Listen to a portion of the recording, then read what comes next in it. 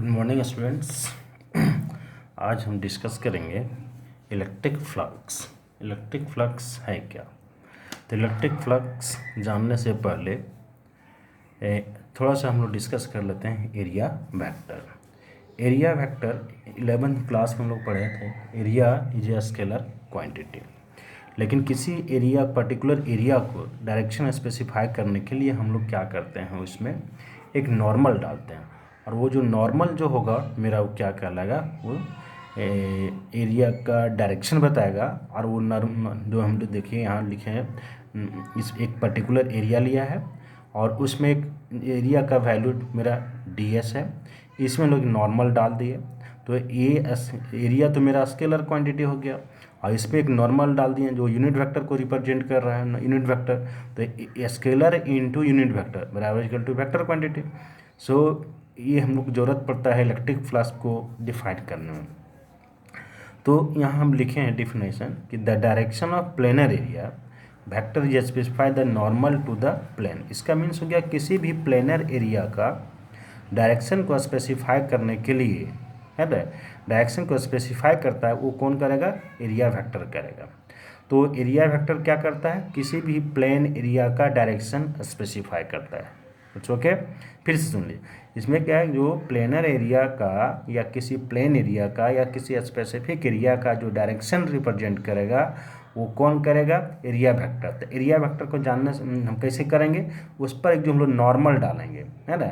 तो वो कौन नॉर्मल जैसे यहाँ देखेंगे एक पर्टिकुलर एक एरिया लिए हैं, इसमें एक नॉर्मल है, और ये जो नॉर्मल है मेरा क्या रिप्रेजेंट कर रहा है ना, ये पर्टिकुलर एरिया का डायरेक्शन रिप्रेजेंट कर रहा है। सो इन ये प्लेनर एरिया एलिमेंट ds हम लोग रिप्रेजेंट किए एरिया को, इसमें एक नॉर्मल डाल दिए n, तो ये मेरा हो गया पूरा एरिया वेक्टर। तो if n is the unit vector, ये यूनिट वेक्टर हम लोग ले लिए हैं और उसमें एक नॉर्मल डाल दिया, तो ये प्लेनर एरिया का यूनिट वेक्टर इनटू एरिया वो कि मेरा क्या होगा? Area vector. क्लियरली आउटकम क्या आ रहा है कि किसी भी प्लेनर एरिया पर यदि हम लोग एक नॉर्मल डाल देते हैं, वो पर्टिकुलर एरिया या स्पेसिफाइड एरिया पर जो नॉर्मल डाल देंगे, तो वो जो नॉर्मल होगा मेरा एरिया का डायरेक्शन बताएगा। जब एरिया का डायरेक्शन बताता है, एरिया तो रहा नहीं, वो तो एरिया वेक्टर हो गया। ठीक है। सो एरिया वेक्टर यहाँ से ds इजकल टू लिया ds इंटू नॉर्मल, है ना।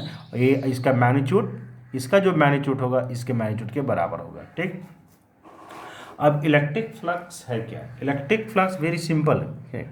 इलेक्ट्रिक फ्लक्स का मीन्स ही होता है, मेरा फ्लक्स का मीन्स होता है सम काइंड्स ऑफ फ्लो, कोई भी चीज़ फ्लो कर सकता है। तो ये इलेक्ट्रिक फ्लक्स होता है, दैट मीन्स वहाँ इलेक्ट्रिक फील्ड फ्लो कर रहा है। मैग्नेटिक फ्लक्स होगा तो मैग्नेटिक फील्ड फ्लो करेगा। लाइट फ्लक्स होगा मैंने लाइट फ्लो करेगा। तो फ्लक्स का मीन्स ही होता है सम काइंड्स ऑफ फ्लो।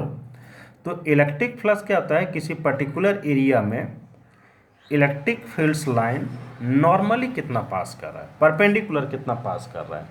किसी पर्टिकुलर एरिया में हम लोग जैसे है ना, पर्टिकुलर एरिया में इलेक्ट्रिक फील्ड्स लाइन कितने पास कर, सपोज दैट मेरा एक ये एरिया पर्टिकुलर एरिया है, इसमें ये मेरा पेन रिप्रेजेंट कर रहा है इलेक्ट्रिक फील्ड्स को, तो ये नॉर्मल कितना पास कर रहा है इस पर, इसी को हम बोलेंगे इलेक्ट्रिक फ्लक्स बोलेंगे। तो इलेक्ट्रिक फ्लक्स है क्या? इलेक्ट्रिक फ्लक्स थ्रू ये गिवन एरिया, वो एरिया कहाँ होना चाहिए? इलेक्ट्रिक फील्ड के अंतर्गत होना चाहिए। और उस इलेक्ट्रिक फील्ड के अंतर्गत कितना इलेक्ट्रिक एरिया कवर कर रहा है, या उस एरिया में कितने इलेक्ट्रिक फील्ड्स लाइन नॉर्मली पास कर रहे हैं। सो इस प्रोसेस को, इस फेनोमेना, दैट इज फेनोमेना, इसको नहीं बोल सकते हैं, ये क्वांटिटी है ना, this is the quantity. So number of electric fields line passes normally in a particular area, जब भी लेना है नॉर्मल कंपोनेंट लेना है, is called electric flux. So electric flux through given area जो कहाँ पर है मेरा, किसी इलेक्ट्रिक फील्ड के अंदर में, वो क्या मेजरमेंट करता है कि how much electric fields line passes through the area normally, वो नॉर्मल, सपोज दैट एक मेरा ये पर्टिकुलर एरिया है, इस एरिया में इलेक्ट्रिक फील्ड लाइन ये पास कर रहा है, तो ये नॉर्मल है। यदि नॉर्मल नहीं है ई, तो ई का हम लोग नॉर्मल कंपोनेंट लेंगे। यदि ई नॉर्मल नहीं है हम लोग नॉर्मल, तो हम लोग यहाँ मान लिया कि ई मेरा इलेक्ट्रिक फील्ड से जो पास कर रहा है नॉर्मली पर्टिकुलर सरफेस एरिया में। और डी एस हो गया एरिया एलिमेंट, एरिया एलिमेंट में एरिया का एक पार्ट है। सो इलेक्ट्रिक फ्लक्स बराबर formula, general formula, normal component of E means electric fields and into surface area. तो यहाँ पर इलेक्ट्रिक फ्लक्स को डेल फाई ई से डिनोट किया, और यहाँ नॉर्मल कंपोनेंट मेरा क्या है, ई है। नॉर्मल ऑलरेडी ये नॉर्मली पास कर रहा है, इसलिए नॉर्मल कंपोनेंट हो गया। एंड एरिया क्या है मेरा, D S. So del phi equal to E into मेरा क्या हो गया, डी एस हो गया। अब यहाँ हम लोग क्या करते हैं, यहाँ तो नॉर्मली पास किया, लेकिन यदि ये नॉर्मली पास नहीं करता है कौन, इलेक्ट्रिक फील्ड लाइन, तो क्या करते हैं, ठीक है। तो यहाँ हम फिगर बनाए, देखिए एक यहाँ पर एरिया, हम लोग एरिया लिए, इस एरिया वेक्टर का डायरेक्शन इधर नॉर्मल डालें तो दैट मीन्स एरिया वेक्टर का डायरेक्शन ये हो गया, और इलेक्ट्रिक फील्ड इस डायरेक्शन में जा रहा है। तो A D S, E D S that is यहाँ जो डी एस है नॉर्मल का, और ई के बीच के एंगल मेरा क्या है, थीटा है। यदि ये मेरा इस तरह से पास करा, यदि ये नॉर्मल रहता तो that means electric field line ऐसे जाता, तो इतना नॉर्मल तो है नहीं, तो ये एंगल है बीच में। तो if the electric field line do not passes normally through the surface, ये नॉर्मली पास नहीं कर रहा है, तो नहीं कर रहा है, तो इसका मीन्स ई और डी एस के बीच का मेरा कुछ एंगल होगा। तो थीटा मेरा क्या है, ई और डी एस के बीच का एंगल। तो अब पता करते हैं कि ई का कौन सा पार्ट इस सरफेस एरिया पर नॉर्मल है। तो इसको यदि हम दो कंपोनेंट रिजोल्व करते हैं, एक पर्टिकुलर हो गया ई कॉस थीटा जो इसके सरफेस एरिया पर नॉर्मली है, दूसरा हो जाएगा इधर ई साइन थीटा जो इस पर पैरेलल है, लेकिन हम फार्मूला में तो लेना है नॉर्मल कंपोनेंट। तो ई कॉस थीटा ई का एक पार्ट है, ई कॉस थीटा मेरा ई का एक पार्ट है जो सरफेस एरिया पर परपेंडिकुलर पास कर रहा है, ठीक है। और ई साइन थीटा जो होगा इस पर पैरेलल होगा। सो इलेक्ट्रिक फ्लक्स बराबर normal component of E into surface area. तो नॉर्मल कंपोनेंट क्या हो गया, ई कॉस थीटा, और यहाँ एरिया मेरा क्या है, डी एस है।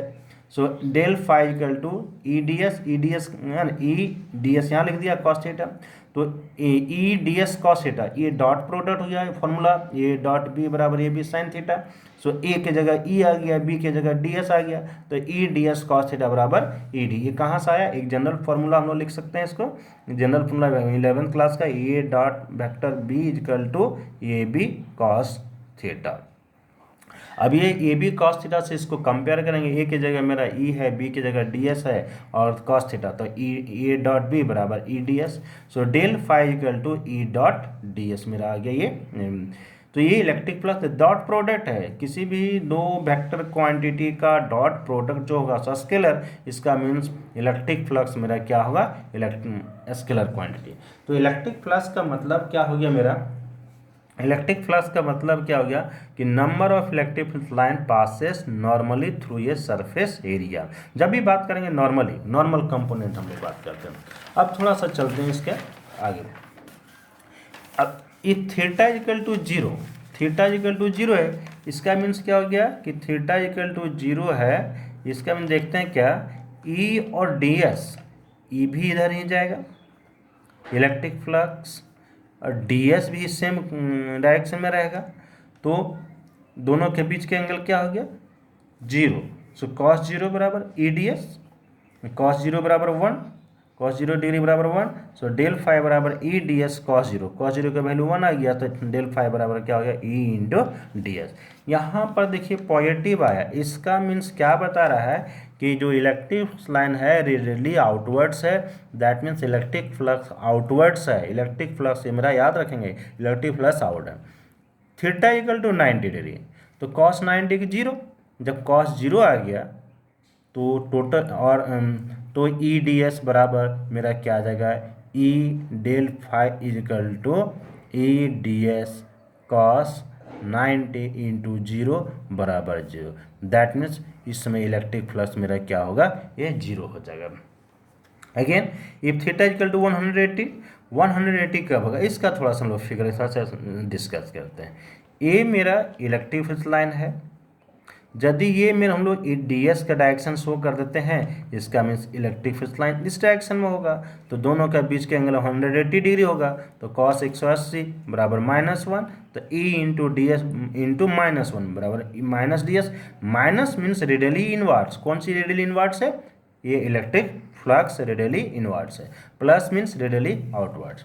अब यूनिट क्या होगा इलेक्ट्रिक फ्लक्स का, del phi equal to E into D S, तो ई न्यूटन पर coulomb into D S area metre square, तो न्यूटन मीटर स्क्वायर पर कूलम, न्यूटन मीटर स्क्वायर पर कूलम को हम लोग वोल्ट पर मीटर भी बोल सकते हैं। ये डॉट प्रोडक्ट स्लेशनरी क्वांटिटी। अब डायमेंशन क्या होगा, E del phi equal to E into D S, तो ई मेरा स्केल इलेक्ट्रिक फील्ड इंटेंसिटी और इंटू, अब देखिए यहाँ से लोग यूज करते हैं newton MLT -2 metre square L square, charge coulomb AT -1, इसलिए दोनों में पावर -1 हो गया, तो M L square into L cube, T -2 and -1 T -3 and ये -1, so ये न्यूटन। इससे कुछ रिलेटेड आप न्यूमेरिकल्स बनाएंगे NCERT का हर कोई देख। दैट मीन्स आउटकम क्या मेरा है कि इलेक्ट्रिक फ्लक्स ये very important topic, Gauss's theorem से गॉसेस थ्योरम में यूजेज है सर। इलेक्ट्रिक फ्लक्स हो गया, that means number of electric flux line passes per unit normally through the surface area. तो इलेक्ट्रिक फ्लक्स है क्या कि number of electric flux line passes normally through the surface area. और जब भी हम लोग इलेक्ट्रिक फील्ड्स लेंगे नॉर्मल कंपोनेंट लेंगे और एरिया वेक्टर का, तो एरिया वेक्टर पर जो नॉर्मल कंपोनेंट होगा उसी कंपोनेंट को इलेक्ट्रिक फील्ड्स लाइन लेना है, अदरवाइज पैरेलल में इलेक्ट्रिक फील्ड्स तो जीरो हो जाएगा। इसलिए this is the electric flux. अब इससे हम लोग कुछ न्यूमेरिकल दे सकते हैं, बना सकते हैं इलेक्ट्रिक फ्लक्स से। तो this is the electric flux. Next class I will discuss Gauss's theorem. It's okay, thank you.